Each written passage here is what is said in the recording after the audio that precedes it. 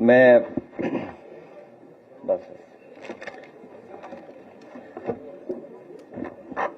Press के साथियों का धन्यवाद देता हूं। साथ ही साथ समाजवादी पार्टी के हमारे अयोध्या के सभी नेताओं का भी धन्यवाद देता हूं। और अयोध्या को लेकर के कोई पहली बार समाजवादी लोग प्रश्न नहीं कर रहे हैं। इससे पूर्व में भी समय समय पर जब किसान आए, व्यापारी आए और हमारे गरीब जिनके साथ अन्याय हुआ उस समय आए, तो हम लोगों ने समय समय पर प्रेस के माध्यम से सरकार को जानकारी देने का काम किया। लेकिन सरकार सुनने वाली नहीं है। और जो कुछ समाजवादियों ने जिस समय रखा, सरकार ने कोई कार्रवाई उस पर नहीं की। और उसका परिणाम यह है कि अधिकारी और भारतीय जनता पार्टी के लोग मिलकर के लूट में लग गए हैं। और जहां लूट होगी वहां विकास नहीं होगा। जहां लूट होगी वहां विकास नहीं होगा। और हम अपनी पार्टी के नेताओं का धन्यवाद देते हैं कि अयोध्या का काला चिट्ठा लूट का जो उन्होंने आज बताया है, वो जानकारी दी है, ये केवल अयोध्या का नहीं है। अगर अयोध्या जैसी पावन धरती पर ये भारतीय जनता पार्टी के लूट कर सकते हैं, तो आप सोचिए उत्तर प्रदेश में और जिलों में कितनी लूट हो रही होगी। अयोध्या जैसी पावन धरती पर जो किसान स्वयं ऐसे अच्छे कार्य के लिए जमीन देना चाहते थे, जिस समय मांग थी कि सर्किट रेट बढ़ाया जाए, इनको मुआवजा दिया जाए, सरकार ने किसानों को कहीं मुआवजा नहीं दिया जो उनकी मांग थी उसके अनुसार। लेकिन जब गरीब किसान भोले भाले लोगों से जमीन ले ली, जब दूसरे लोगों के पास जमीन पहुंच गई और अपने लोगों के पास उनके जमीन पहुंच गई, उसके बाद अयोध्या का सर्किट रेट से लेकर के सब बढ़ा दिया गया। क्या ये राजस्व की क्षति नहीं है?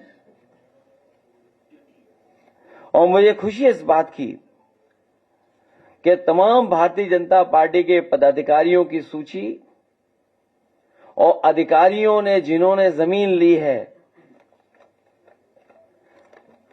उनकी रजिस्ट्रियों की कॉपी हमें दी है। ये रजिस्ट्रियों की कॉपी है। और यही नहीं है, बहुत बड़ी संख्या में फाइल में हैं ये सब। केवल यही लूट नहीं हुई, सेना जैसी जो डिफेंस है, उस डिफेंस के जमीन से कोई छेड़खानी नहीं करता। कभी इस डिफेंस की जमीन की तरफ कोई नहीं देखता। और जहां पर फायरिंग रेंज थी, जहां पर आर्टिलरी या और अभ्यास के लिए इस्तेमाल जमीन होती थी, उस जमीन को भी इन्होंने भारतीय जनता पार्टी के लोगों ने बेच दिया। और अपनी हार के कारण जनता को दुख देने के लिए, जनता को परेशान करने के लिए रेलवे अलाइनमेंट भी बदल दिया।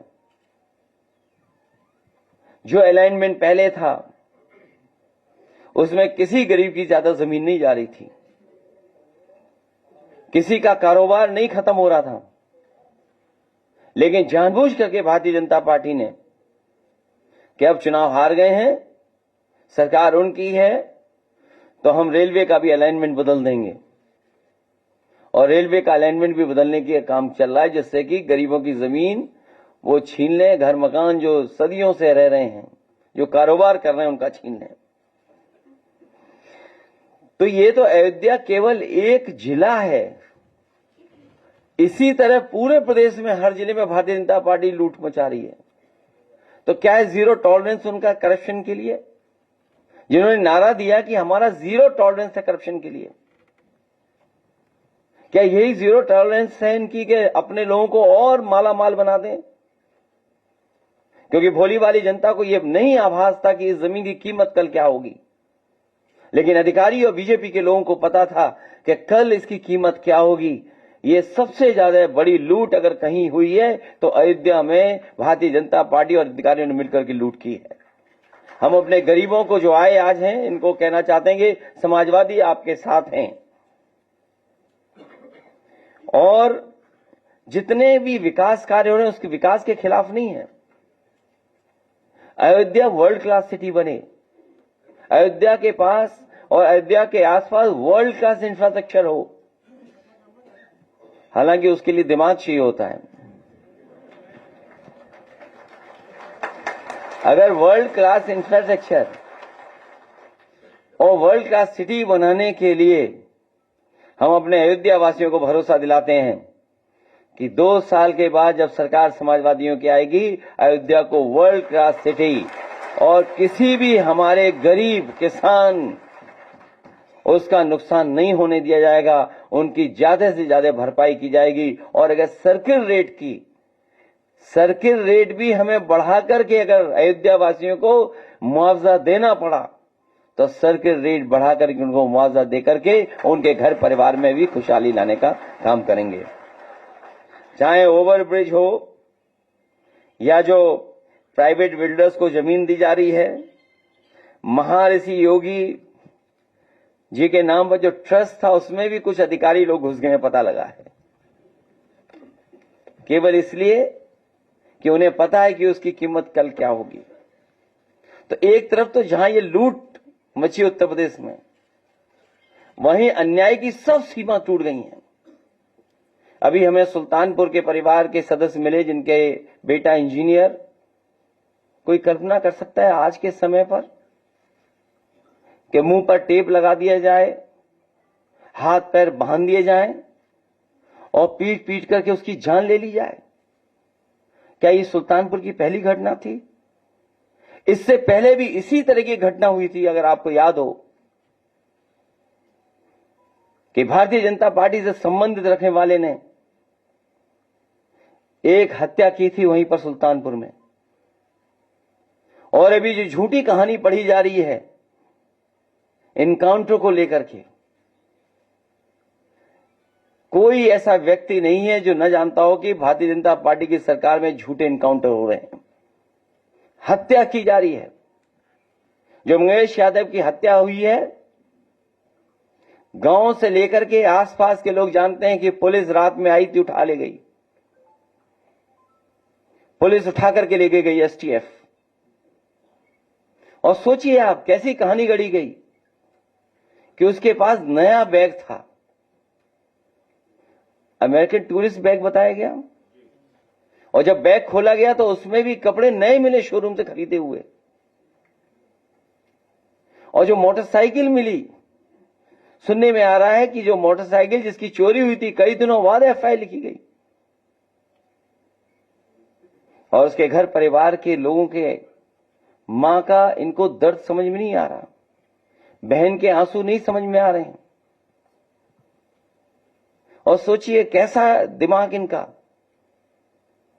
सरकार ने कैसी होशियारी दिखाई कि चप्पल में इनकाउंटर कर दिया। बताइए आप, कैसा दिमाग है इन लोगों का, क्या होशियारी दिखाई। कौन नई तस्वीर देख करके बता सकता है कि यह झूठा इनकाउंटर हुआ था? और यह पहला झूठा इनकाउंटर नहीं है यूपी का, तमाम इनकाउंटरों पे उंगली उठी है। जिस समय पहला इनकाउंटर नोएडा में जिम इंस्ट्रक्टर को हुआ था, उस समय भी हम लोगों ने कहा था कि पुलिस वालों ने लूटने के लिए, दबाव बनाने के लिए हत्या का प्रयास किया है, और उस समय भी कार्रवाई नहीं हुई है। अभी तक जितनी भी हत्याएं हुई हैं या इनकाउंटर हुए हैं, सबसे ज्यादा पीड़ित परिवार के लोगों की हत्या की सरकार ने। हम लोग न्याय दिलाने के लिए सदन से लेकर के और संघर्ष के बीच में भी जाना पड़ेगा, तो समाजवादी लोग पीछे नहीं रह सकते। और भाजपा ने तो इतने इनकाउंटर किए, उत्तर प्रदेश को फर्जी इनकाउंटर की राजधानी बना दी इन्होंने, फर्जी इनकाउंटर की राजधानी बनकर के।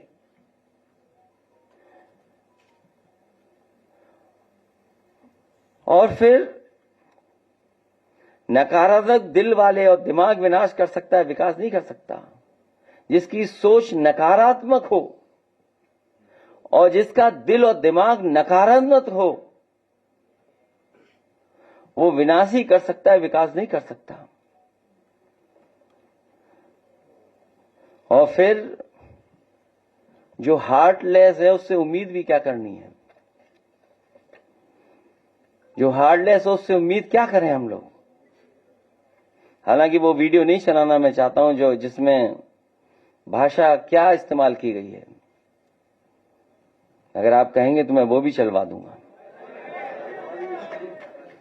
हालांकि वो उचित नहीं है, अनपार्लियामेंट्री वर्ड्स हैं उसमें।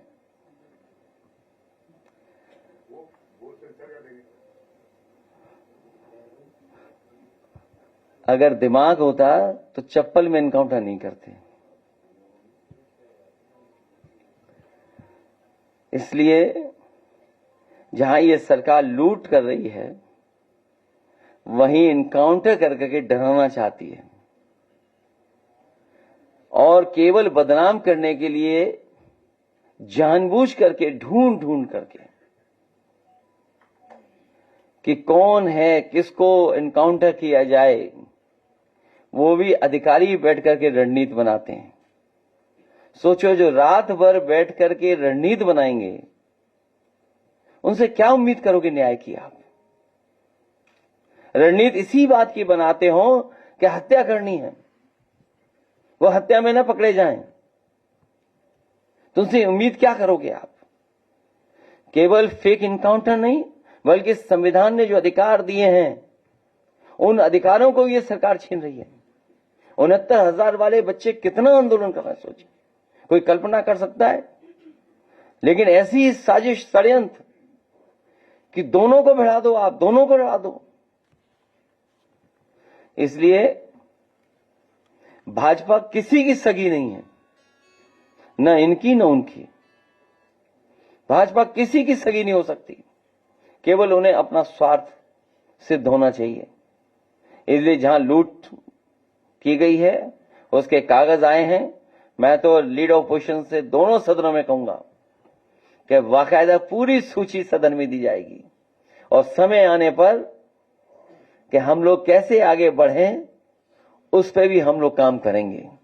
क्योंकि अभी कुछ नाम आए हैं तस्वीरों के साथ, अभी बहुत सारे नाम आना बाकी हैं जिसमें बहुत जिम्मेदार अधिकारी भी हैं और भारतीय जनता पार्टी के बड़े बड़े नेता और पदाधिकारी भी हैं।